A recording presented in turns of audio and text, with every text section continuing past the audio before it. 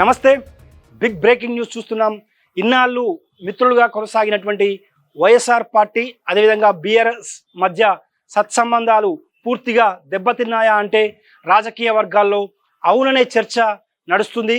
2014 bifurcation తర్వాత ఇటు తెలంగాణలో కేసీఆర్ అదేవిధంగా ఆంధ్రాలో చంద్రబాబు నాయుడు సీఎం అయ్యారు. అయితే వాళ్ళిద్దరి మధ్య సత్సంబంధాలు గత 2014 నుంచి 19 వరకు మధ్య అంతగా లేవని చెప్పుకోవాలి. అయితే 2019లో జగన్ ముఖ్యమంత్రి అయిన తర్వాత జగన్ అదేవిధంగా కేసీఆర్ మధ్య సత్సంబంధాలు కొనసాగాయి. జగన్ ప్రమాణ స్వీకారానికి స్వయంగా కేసీఆర్ వెళ్ళారు. అదేవిధంగా కృష్ణా నది అదేవిధంగా ఇరు రాష్ట్రాల మధ్య అపరిశుద్ధంగా ఉన్నటువంటి సమస్యల పరిష్కారంపై నేరుగా ప్రగతి భవన్ సీఎం నివాసానికి జగన్ వచ్చి దాదాపు 3-4 గంటల పాటు చర్చలు జరిపారు. ఆ మధ్య అంటే ఆ 5 ఏళ్ల పాటు 2019 నుంచి 23 వరకు కూడా జగన్ కేసీఆర్ మధ్య సద్భావ వాతావరణమే కొనసాగిందని చెప్పుకోవచ్చు.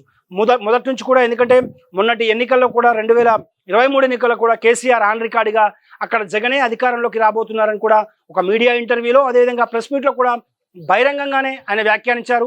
ఇటీవల కేటీఆర్ ఢిల్లీలో మాట్లాడుతూ కూడా చిట్చాట్లో జగన్ అన్ని సంక్షేమ పథకాలు జనాలకు అందించినప్పటికీ కూడా ఎందుకు ఓడిపోయారో ఇప్పటికీ అర్థం లేదని కూడా ఆయన వ్యాఖ్యానించినటువంటి సందర్భాన్ని చూసాం. అదేవిధంగా కేతిరెడ్డి వెంకటరామరెడ్డి ధర్మవరంలో కూడా ఎందుకు ఓడిపోయారు, ప్రజలకు అంత దగ్గరగా ఉండేటువంటి ఎమ్మెల్యేను ఎందుకు అక్కడ ప్రజలు ఓడగొట్టారో అర్థం కావట్లని కూడా ఆయన కామెంట్ చేశారు. సో ఇంత దగ్గరి అనుబంధం ఉన్నటువంటి జగన్ కేసీఆర్ మధ్య దూరం పెరగడానికి కారణాలేంటి? రాజకీయ వర్గాల్లో అనేక చర్చలు నడుస్తున్నాయి. ముఖ్యంగా జగన్ ఈ నెల అంటే ఇటీవల 3 రోజుల క్రితం ఢిల్లీ వేదికగా జంతర్ మంతర్లో ఒక ధర్నా నిర్వహించారు.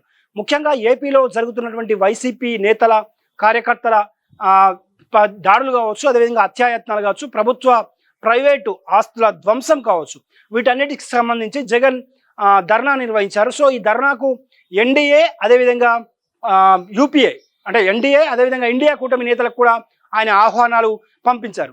సో ఎన్డీఏ భాగస్వామ్య పక్షాలు మోడీకి భయపడో లేదంటే ఇతరత్ర కారణాల వల్ల ఆ ధర్నాకు హాజరు కాలేదు. కానీ ఇండియా కూటమి నుంచి అనూహ్యంగా ఎస్పీ సమాజ్వాదీ పార్టీ, అన్నాడీఎంకే, డిఎంకే, తృణమూల్ కాంగ్రెస్, ఆప్ పార్టీ అదేవిధంగా ముస్లిం లీగ్, శివసేన, ఎన్సిపి ఇలాంటి కీలక పార్టీలని కూడా హాజరై జగన్కు సంఘీభావం ప్రకటించాయి.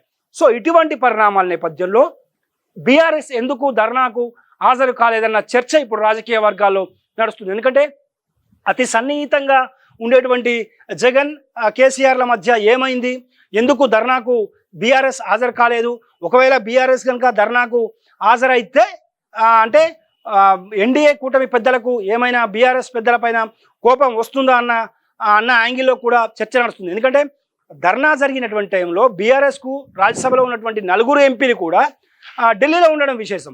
సో ఏ ఒక్కరు కూడా అటువైపు కన్నెత్తి చూడలేదు. ఇప్పటికే బీఆర్ఎస్ బీజేపీకి దగ్గర అవుతుందన్న వార్తలు వినిపిస్తున్నటువంటి నేపథ్యంలో ఒకవేళ కనుక జగన్ ధర్నాకు హాజరైతే అవి మోడీకి తప్పుడు సంకేతాలు వెళ్తాయన్న నేపథ్యంలోనే బీఆర్ఎస్ పెద్దలు బ్యాక్ స్టెప్ తీసుకున్నట్లు కూడా తెలుస్తుంది. సో ఇదే ఇప్పుడు జగన్కు కేసీఆర్ మధ్య దూరం పెరగడానికి కారణమైందని చెప్పుకోవచ్చు. ఎందుకంటే ప్రధానంగా కనుక చూసుకుంటే ఇటీవల హరీష్ రావు కావచ్చు, అదేవిధంగా కేటీఆర్ కావచ్చు, బీఆర్ఎస్ పార్టీలో చాలా కీలక నేతలు, వీరిద్దరు కూడా దాదాపు వారం రోజుల పాటు ఢిల్లీకి వెళ్ళారు. ఢిల్లీలో వారం రోజుల పాటు ఉన్నారు. సో అప్పుడు బీజేపీ పెద్దలతో డీల్ కుదుర్చుకున్నారు. కవితకు బెయిల్ కోసం దాదాపు 4 నెలల పైగా లిక్కర్ కేసులో కవిత అరెస్ట్ అయి తిహార్ జైల్లో ఉంది. సో కవితకు బెయిల్ కోసమే బీజేపీకి బీఆర్ఎస్ దగ్గర అవుతుందని కూడా అనేక సంకేతాలు ఇచ్చారు. సో ఇటువంటి పరిణామాల నేపథ్యంలో బీఆర్ఎస్ బీజేపీ భవిష్యత్తులో కలిసి పనిచేస్తాయని రాజకీయ వర్గాల్లో జరుగుతున్నటువంటి చర్చ నేపథ్యంలో జగన్ ధర్నా కనుక హాజరైతే తప్పుడు సంకేతాలు వెళ్తాయన్న ఉద్దేశంతోనే జగన్ ధర్నాకు ఎవరు హాజరు కాలేదని కూడా తెలుస్తుంది. అంటే కేవలం 10 రోజుల క్రితం జగన్ ఓటమిపై కేటీఆర్ ఆఫ్ ద రికార్డులో చేసిన వ్యాఖ్యలు కనుక చూసుకుంటే జగన్ అన్ని సంక్షేమ పథకాలు అందించినప్పుడు కూడా ఎందుకు ఓడిపోయారో తెలియదని కూడా అంత నర్భగర్భంగా వ్యాఖ్యలు చేసినటువంటి కేటీఆర్ తన ప్రతినిధి అంటే ఎంపీలు వెళ్ళకపోయినా బీఆర్ఎస్ ప్రతినిధి కూడా పంపేటువంటి అవకాశం ఉంది. ఎందుకంటే మిగతా పార్టీలు కూడా అన్ని రాజకీయ పక్షాల అధ్యక్షులు రాలేదు, వాళ్ళ పార్టీల ప్రతినిధులను ధర్నాకు పంపి సంఘీభావం తెలిపాయి. ఒకవైపు అంటే బీఆర్ఎస్ ఎందుకు పంపలేదన్న చర్చ నడుస్తుంది. కేవలం బీజేపీకి దగ్గర అవుతున్నటువంటి నేపథ్యంలో వెళ్తే తప్పుడు సంకేతాలు ఎన్డీఏ కూటమికి ఇచ్చినట్లు అవుతుందని అందులో భాగంగానే బీఆర్ఎస్ పెద్దలు డిసిషన్ తీసుకున్నట్లు తెలుస్తుంది. మరోవైపు జగన్ ఇండియా కూటమి వైపు దగ్గరవుతున్నారన్న వార్తలు కూడా కేసీఆర్ను కలవరపెడుతున్నటువంటి అంశంగానే చెప్పుకోవచ్చు. బీఆర్ఎస్కు నలుగురు రాజ్యసభ సభ్యుల బలం ఉంది. ఈ బలం కూడా రాజ్యసభలో బీజేపీ బిల్లులు పాస్ కావడానికి చాలా కీలకంగా ఉన్నాయి. ఒకవేళ బీఆర్ఎస్ కనుక కలిసి వస్తే ఆల్రెడీ వైఎస్ఆర్సీపీకి 11 మంది ఉన్నారు కాబట్టి బీఆర్ఎస్ నలుగురు 15 మందితో కూడా ఎన్డీఏకు చెక్ పెట్టవచ్చని జగన్ భావించినప్పుడు కూడా ఇప్పటికిప్పుడు మాత్రం బీఆర్ఎస్ వైఎస్ఆర్ కాంగ్రెస్ పార్టీ మధ్య సంబంధాలు మాత్రం అంటే వాళ్ళ మధ్య దూరం పెరిగిందనే చర్చ అయితే రాజకీయ వర్గాల్లో నడుస్తుంది. ఇక రానున్న రోజుల్లో ఎటువంటి పరిణామాలు సంభవిస్తాయో చూడాల్సినటువంటి పరిస్థితి. ఒకవేళ ఇండియా కూటమికి జగన్ కనుక దగ్గర అయితే కేసీఆర్ అదే సంబంధాలు జగన్తో కొనసాగిస్తారా లేదా అన్నది కూడా చూడాల్సి ఉంటుంది.